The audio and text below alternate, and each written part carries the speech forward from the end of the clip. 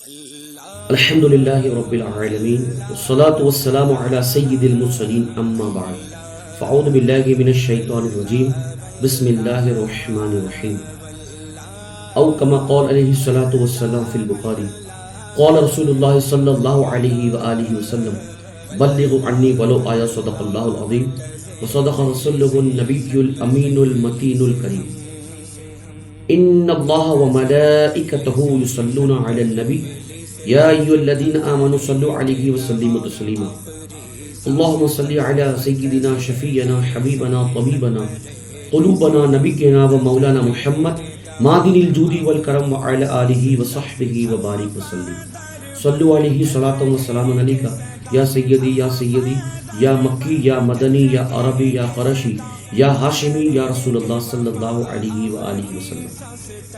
الحمدللہ رب العالمین، اللہ پاک کا احسان عظیم کہ اللہ تبارک و تعالیٰ نے پھر ایک مرتبہ مجھے کچھ کہنے کی توفیق و سعادت عطا فرمائی۔ اس پر میں اللہ تبارک و تعالیٰ کا شکر ادا کرتا ہوں۔ اللہم لک الحمد و لک الشکر۔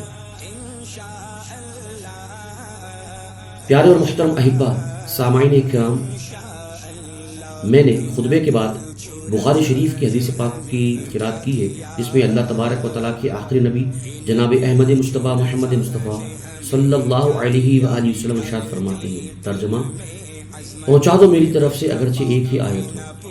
اسی کے تحت میں حاضر ہوا ہوں۔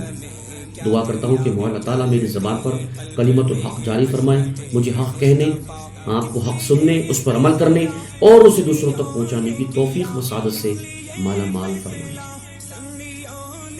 درس عقائد اہل سنت کا سلسلہ جاری ہے۔ الحمدللہ رب العالمین، اہل سنت کے عقائد، معمولات، فقہی مسائل کی ایک بہت ہی پیاری تعریف، تصنیف اور کتاب، جس کو لکھنے والے بہت ہی خوبصورت اور بہت ہی خوبصورت تقوی شیار مخلص اللہ تبارک و تعالیٰ کے برگزیدہ بندے ولی، جی ہاں، حضرت علامہ سید شاہ تراب الحق قادری رضوی رحمۃ اللہ تعالیٰ علیہ، جن کو شمشیر رضا بھی کہتے ہیں، آپ رحمۃ اللہ تعالیٰ نے کتاب کو لکھا، جن کا نام ہے دینی تعلیم۔ اس میں آپ نے بالخصوص عقائد اہل سنت، معمولات اور فقہی مسائل کو آپ نے ذکر کیا، بیان کیا۔ اس کتاب کے صفحہ نمبر 4 پر آپ نے جو پہلا باب باندھا، باب اول باب میں جو آپ نے باندھا، اس کی ہیڈنگ کو آپ نے رکھا، اس کا جو موضوع آپ نے جس کا تعین کیا وہ عقائد اور ایمانیات ہے۔ ٹھیک ہے، سب سے پہلے آپ نے جو ذکر کیا وہ ایمانیات کے حوالے سے کیا۔ میں اور آپ مسلمان ہیں۔ مسلمان کا مطلب کیا ہے؟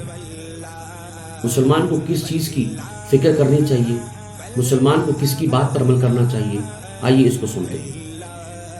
سید شاہ تراب الحق قادری رحمۃ اللہ تعالیٰ نے جس طرف لوگوں کا ذہن لے جانے کی کوشش کی ہے اور جو سمجھانے کی کوشش کی ہے، اور جو میں نے آپ سے فیض لیا اور جو میں نے آپ سے سیکھا، جو میں نے آپ سے سمجھنے کی کوشش کی ہے، وہ آپ حضرات کی خدمت میں بیان کرنے کی کوشش کرتا ہوں۔ ایمان ہے کیا؟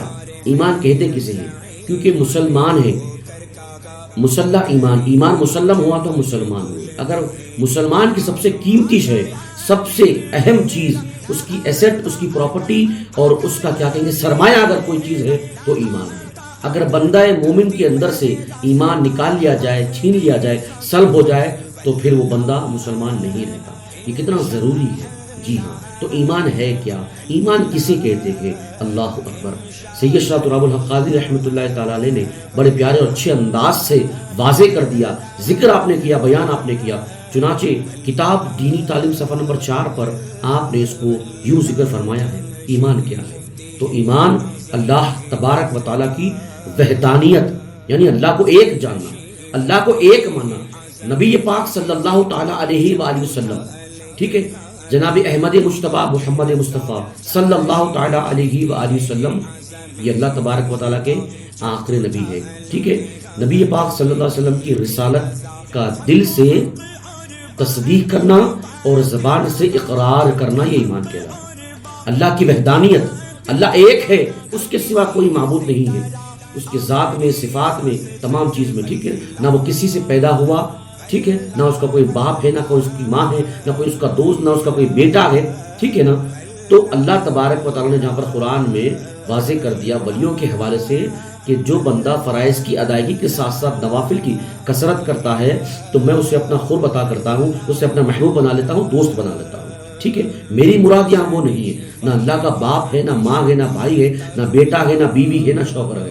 اللہ خود سے ہے، ہمیشہ سے ہے اور ہمیشہ رہے گا۔ اللہ تبارک و تعالیٰ نے یہ دنیا کو پیدا فرمایا ہے، چاند ستارے، سورج، زمین، آسمان، انسان، حیوانات، چرند پرند، جنات، دریا، دشت، لوح و قلم، یہ تمام کو پیدا کرنے والا رب تبارک و تعالیٰ ہے۔ تو ہمارا جو موضوع چل رہا ہے عقائد اہل سنت کے اوپر میں، اور جو باب میں نے آپ کے سامنے ذکر کیا ہے وہ عقائد اور ایمانیات کا باب ہے، جس میں سید شاہ تراب القادری رحمۃ اللہ تعالیٰ نے واضح طور پر یہ بیان کر دیا۔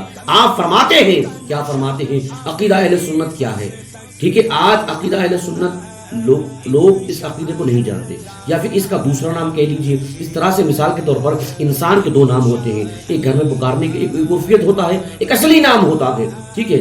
اسکول کالج آفس میں پکارنے کا نام الگ ہوتا ہے، بستی محلے گھر کے پاس پکارنے کا نام الگ ہوتا ہے۔ مذہب مہذب، مسلک اعلیٰ حضرت اور مسلک اہل سنت، یہ اہل سنت کا ایک نام مسلک اعلیٰ حضرت۔ یہ نیا مسلک نہیں ہے، نیا مذہب نہیں ہے۔ سیدی و سندی و مرشدی اعلیٰ حضرت الشاہ امام احمد رضا خان علی رحمۃ الرضوان نے جو نظریہ، جو عقیدہ، جو بلیفز، جو تھنکنگ کو امت کے سامنے پیش کیا ہے، اپنے سلف سے، اپنے خلف سے، اپنے اکابرین سے جو لیا تھا، جو ہمارے صحابہ، تابعین، تبع تابعین، اولیاء کاملین، محدثین، مفسرین، ہمارے سلف، ہمارے خلف، ہمارے امت کی اکابر اولیاء کرام کا جو نظریہ، جو سوچ، جو فکر اور جو عقائد تھے، اس کو اعلیٰ حضرت نے بیان کر دیا۔ اسی کو مسلک اعلیٰ حضرت کہتے ہیں۔ مسلک اعلیٰ حضرت کوئی نیا مسلک نہیں ہے۔ تو میری گفتگو چل رہی تھی، درس عقائد کا سلسلہ ہے، میں عرض کر رہا تھا کہ سید شاہ تراب القادری رحمۃ اللہ تعالی نے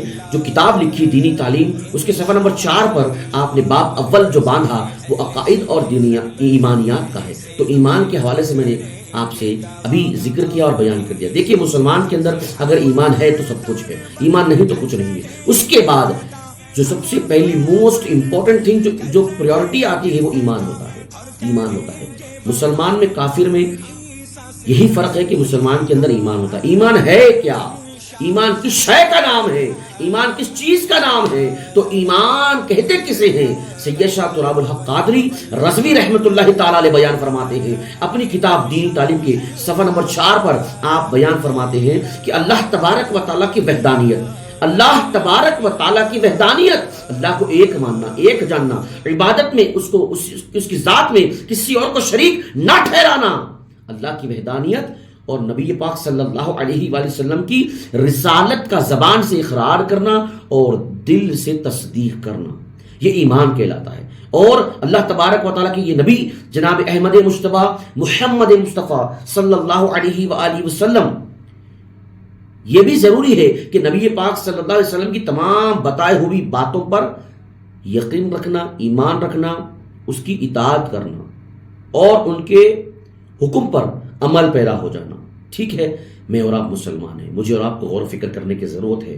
گھر کے اندر ماحول کو تلاش کریں، پڑوس میں، محلے میں، قصبوں میں، گاؤں میں، شہر میں، ملکوں کے اندر ماحول کو تلاش کرنے کی کوشش کریں۔ ایسے لوگ جو اللہ اس کے رسول سے دور کرتے ہیں، ایسے لوگ جو صحابہ و اہل بیت سے کاٹتے ہیں، یا ایسے جو صحابہ کی محبت میں اللہ اکبر معاذ اللہ اہل بیت سے بغض رکھتے ہیں، یا اہل بیت کی آڑ میں صحابہ سے یا کسی صحابی سے بغض رکھتے ہیں، ایسوں سے بھی دور رہنے کی ضرورت ہے، ایسوں سے بھی اپنے دامن کو بچانے کی ضرورت ہے۔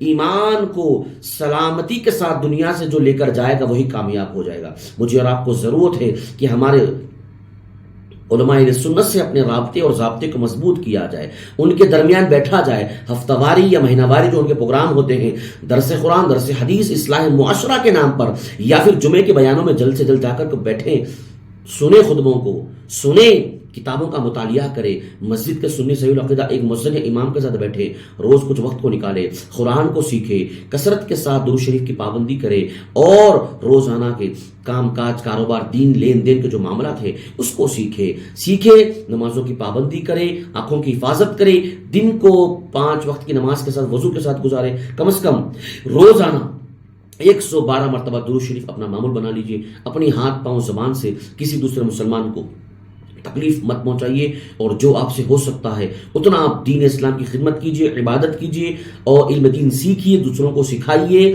اور رب ذوالجلال کے جو بندے ہوتے ہیں، غریب، مسکین، مفلسی، جس کے اوپر ظلم کیا جا رہا ہے، جو پریشان ہے، جو بیوہ ہے، جو بوڑھے ہیں، جو بچے ہیں جن کو کھانا نہیں ہے، جو یتیم ہے، ایسوں کو تلاش کرے ارد گرد جہاں پر آپ جائیں گے۔ تلاش کرنے کی ضرورت نہیں ہے، آنے جانے آپ کے روٹ پر، آپ کے راستے میں آنے جانے، دکان مکان، آفس، کاروبار، جہاں بھی آپ جاتے ہیں، آتے ہیں، درگاہ، مسجد، مدرسہ، جہاں بھی آپ جاتے ہیں، دیکھیں ایسے لوگوں کو، اور دیکھیں وہ شرعی فقیر ہو، شرعی معذور ہو، حقیقت میں مدد کے لیے وہ کسی کو تلاش کر رہا ہوگا، وہ بھوکا ہوگا، وہ پیاسا ہوگا، اس کا ہاتھ نہیں ہوگا، اس کا پاؤں نہیں ہوگا، یا وہ مجبور ہوگا، بے بس ہوگا، مفلس ہوگا، ایسوں کی مدد کیجیے، اللہ کے لیے، اس کے رسول کے لیے ایسوں کی مدد کیجیے۔ جو آپ دے سکتے ہیں دیجیے، 10 5 دیجیے، 100 1000 دیجیے۔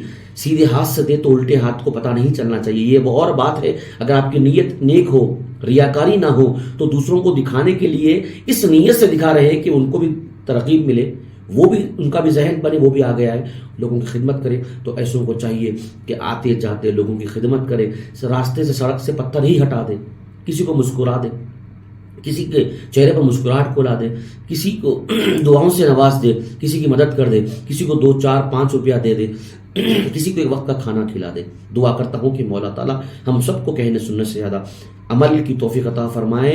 اللہ تبارک و تعالیٰ ہم سب کا حشر اسلام پر، دین پر، سنیت پر، اور مسلک اعلیٰ حضرت پر، اور مسلک اہل سنت کے یہی سلف خلف اکابرین اولیاء کرام کے ساتھ ہمارا حشر فرمائے۔ اللہ تبارک و تعالیٰ ہماری نسلوں میں بھی کوئی گستاخ رسول پیدا نہ فرمائے۔